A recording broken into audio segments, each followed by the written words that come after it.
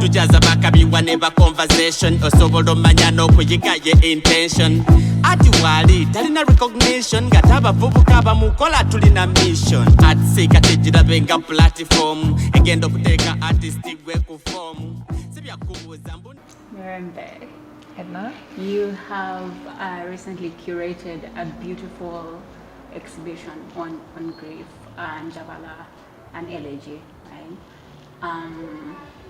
And I went and saw it, and I felt that it was making us contend, forcing us almost to contend with grief in a way that was different from if I feel like we don't ever really fully, especially as a society, as a spotlight thing, talk about or contend with or acknowledge fully grief. And I also felt like the stressing community grief, like grieving in a communal manner and pushing us to traditions, back to our traditions and cultures, some that are great, some that are complicated but still ours, that are devoid of colonial influences, was really, really a breath of fresh air and really beautiful. I want to know what was going through your mind, why you thought that this was necessary. I think so many things are and have been happening in the world that we have not, as a society, really taken time to reflect on and contend with. There is very much a culture of we must just carry on. I think capitalism demands that we continue when you have lost someone, but especially even when things at a global scale like the pandemic happens and our lives are completely changed. The way we do things is completely changed. And yet, somehow there's an acknowledgement, there's lockdowns, there's all these things. And then we must continue, like open the schools, open the businesses, people must go back to work. And at some point, public health is on the altar of capitalism and everything just continues. Many people died. I think as a generation, we have seen so much loss. I think even when we think about the history of this country, really, we have seen so much loss. Even if we were to go back just the last 5 years, we see so much loss, and that comes in the news and we continue. So I know the exhibition was an invitation for us to really sit with those things and think about the things that we have lost and think about the things that have caused those losses, because people die, yes, life mortality ends, but also there is systems in the world that are causing these things to happen that people would otherwise not have died if the police was not as brutal as they are. Or if we were a more politically stable country, there are people who have lost their lives senselessly because of protests happening in the country, because a politician has been arrested. And we almost talk about it for the time it's in the news cycle, and then it's on to the next thing. So it is really important and urgent that we sit with grief and we think about the things that we have lost and are continuing to lose. But also that this moment of pausing and reflecting helps us or pushes us to think about the ways that we can remake the world that we are living in. Yeah. And because I feel like it's so different and refreshing, because a lot of the times that we speak about the arts, or even go to an art show or talk about art in a journalistic way, it's very it can be, we recognize, for example, what a cartoonist does, in reflecting the system of governance, right? That's going on. But even that is often just like, okay, yeah, the humor is great, that's great, you know, and we kind of move on from that as we do in this society. And so this, you sit down and together with these artists, you think and plan and, you know, do this whole like body of work. Can you just tell me a bit about your thoughts of what an artist's, you know, job or purpose or role is? You know, what do we do? How do we contribute in times of grief? You know, like whether it's, you know, things like the pandemic where there's people dying en masse, or you know, genocides and you know, regimes, oppressive regimes. What is an artist's role? Toni Morrison says this is precisely the time that artists go to work, but also I think there is a void of imagination that can only be filled by the artists. And I think something, for example, that the exhibition does, or that the artists do in their work, is they take what is happening in the world, they take history, and they take these things as inspiration, as material to work with in their work, and reflect it back to you. And that is a different way that you experience it. For example, in Charity Atukunda's work, she did this research on Chiga traditions, pre-colonialism, pre-Christianity coming. And you might encounter this work in, I don't know, social studies or history, if we're not even lucky. They don't teach this in school. We're learning about the French Revolution. So an artist does that research, and you know, you come and you see some paintings, or you come and you see she made a ladle, you know, that kind of calls back to a culture that used to happen with the Bachiga, where the women were buried with their ladles. And this is a way that you get information about the Bachiga culture that you would not otherwise get it in this country. But also the way she is engaging with this history is really to question it also. What have we lost due to colonialism? What are the cultures that we've lost? And it's not necessarily to go back to what we lost, but to really contend with the gravity and the violence of, you know, the erasure of our cultures. So I think what artists do is really open up that space for a kind of third space that we can imagine something different in ways that I think a journalist might not be able to do, because the journalist... There's a deadline. There's a deadline. They present facts to you. This is what happened. And tomorrow something else is going to happen. They remove themselves. Yeah. You know? And the next day something else is going to happen. And they're going to report about it. But how are we feeling about it? How is this really affecting us? So the artists are the people who are really contending with these issues in those ways, and having us sit with them. You know, in the exhibition, you saw there's literally space for you to sit with some of this very heavy history. So I think this is precisely the time that artists should go to work, or are going to work, hopefully, or will go to work, because we need them. We need them to kind of envision the ways that we can get out of the rut that we are in. I think that is the role of the artist, really. I think I've had artists' work change my perspective on things. I've had artists' work move me emotionally and therefore help me process things that I didn't even know I needed to process. And I think that is the kind of the intervention that we need artists to make in this time. Okay, well. So there's something that I grapple with as an artist who I know, like Toni Morrison says, There's no time for despair.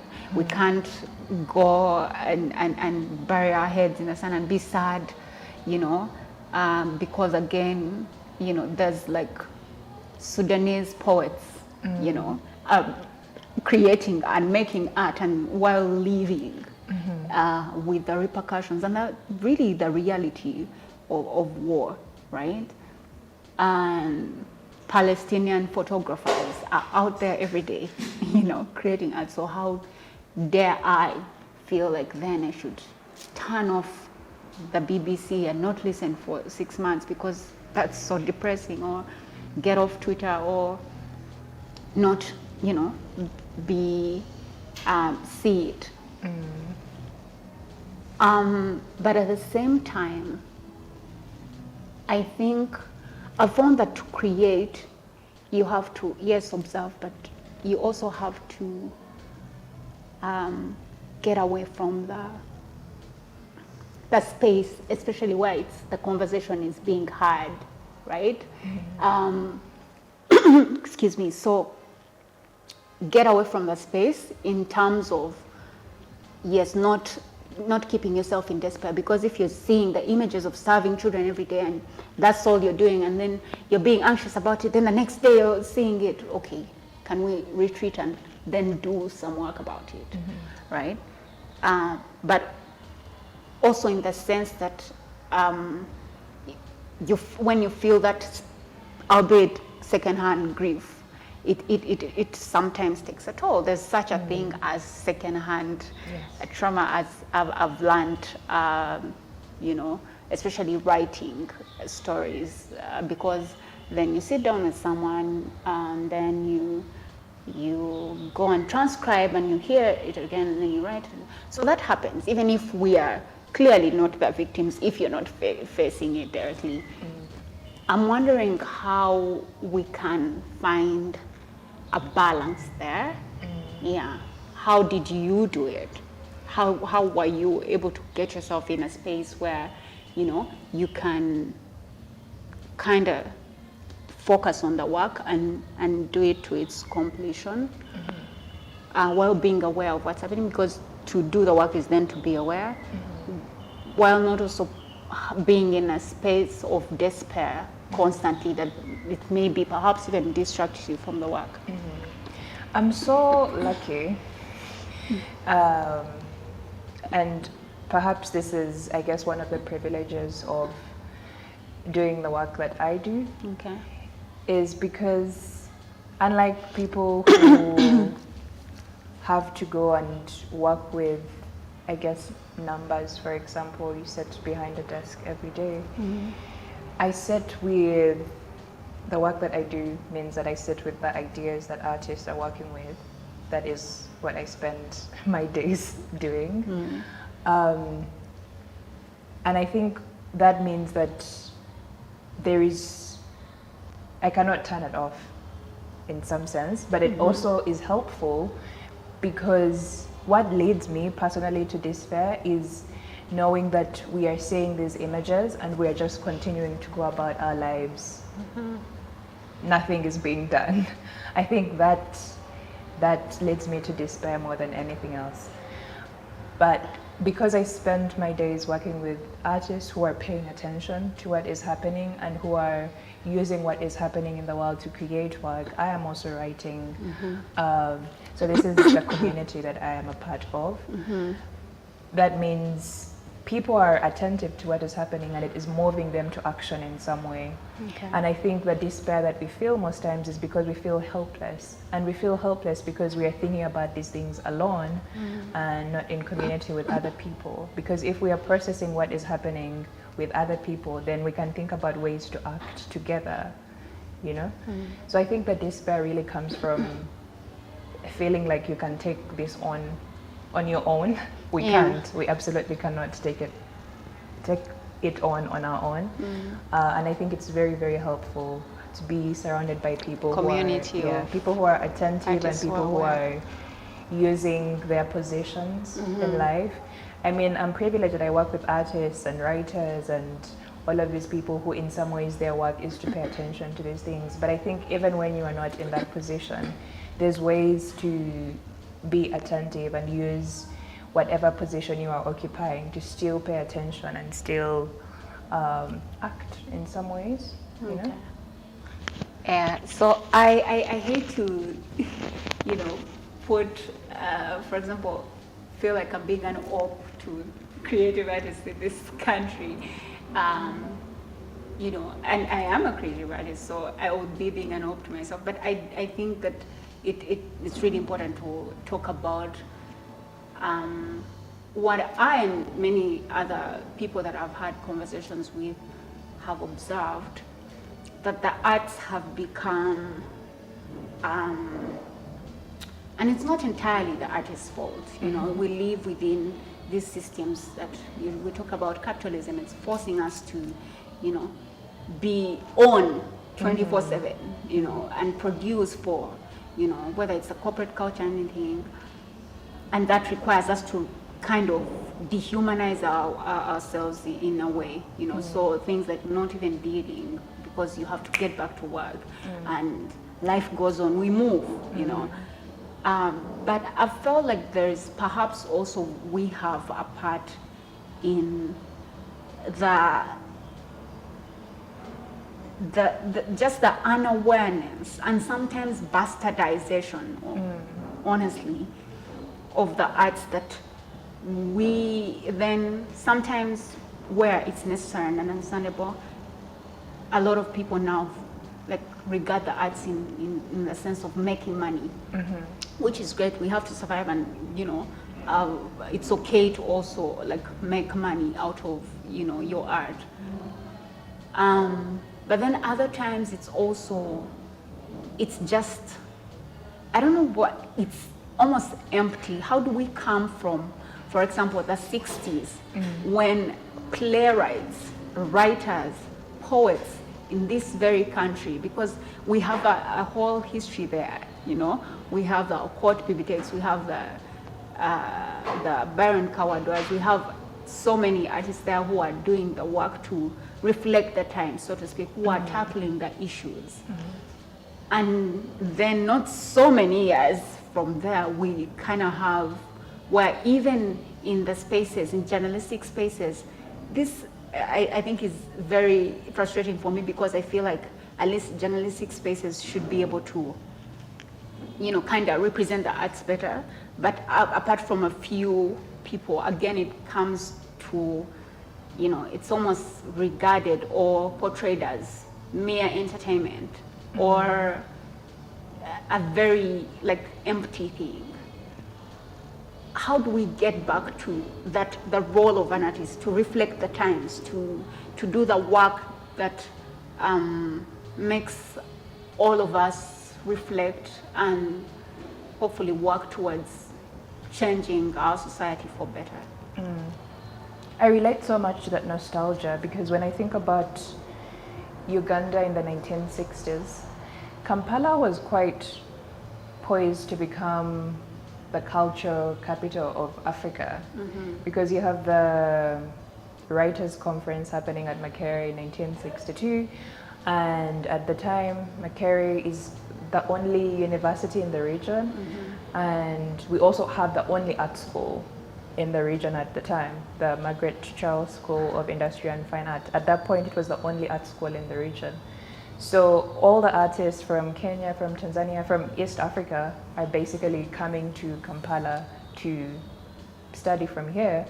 And we're having Transition magazine being founded in Kampala at the time, and all these writers from Nigeria, from Ghana, from all over the continent are writing for this magazine. So there's all these things that are happening that if we continued on that trajectory, this would be technically the culture capital of Africa. And what happens after that is essentially Transition magazine is forced out of the country. It moves to Accra because the president was offended. Other art schools are formed in the region, but also at the time there's the political instability of the 70s, So people, even if they wanted to come, cannot come. So there's this history of deliberate repression of artists and writers happening from the 60s, literally, until now. There are writers currently in exile. We have the president going on national TV and saying things like, the sciences are the most important thing, the scientists need to be paid more, which they do, but it's always framed at the expense of the arts. We have in the high schools that we go to, people encouraging people to do the sciences because that's And what shows that marketable you're, courses. yes. Yeah. So there is this deliberate kind of undoing of our imagination. There is literally a war on the imagination in this country, and it's very deliberate that people are not creative. It's very deliberate that people are not thinking in those directions, and it has been going on for the longest time. So, you know, when artists come in and they're trying to create, the forces we are fighting against are literally, they're literally bigger than us. Yeah. And, you know, we even have now writers who are in exile. We have most of our brilliant artists leaving. And it is because the way this country has been set up, it is such that to be an artist, it is difficult for you to survive here, especially if you want to make critical work, not even necessarily critical of the government itself, but work that is pushing people to think. So there is that deliberate making people just not appreciate culture. You will see even the way that we talk about certain things, I think, you know, really colonialism has done a number on us, because there's so many things about our culture that people still do not appreciate or look at as local, or because of how Christianized we have become, they look at as evil. But all of this is deliberate, and it's the ongoing violence of colonialism, yes, but it's also the ongoing violence of, you know, the current political climate. I think I've veered off your question. What was the question? Oh, how do we get back to that time? I really think that artists right now are trying.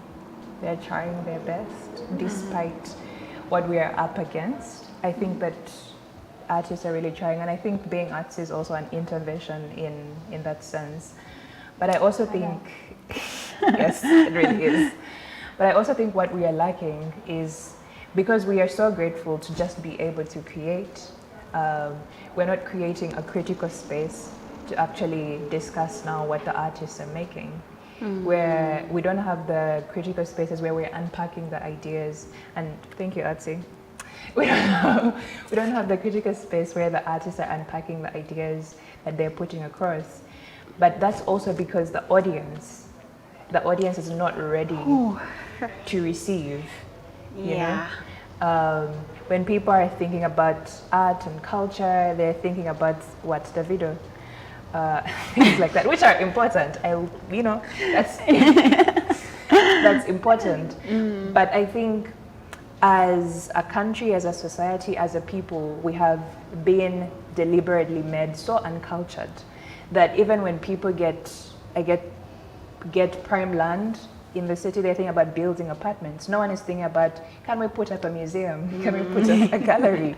A library. A library. You know, people are not thinking in those directions. They're thinking about, how do I build God knows how many apartments and make how many billions of money, which God knows what is the use of that. But we're so uncultured. And part of it is not our fault. There are people who are deliberately making sure that we stay uncultured, but we can also take responsibility for our helping these people on their cause, because this is the edge of the internet, really. We need to make a deliberate effort to decolonize and to change how we think and the things that we have access to, really.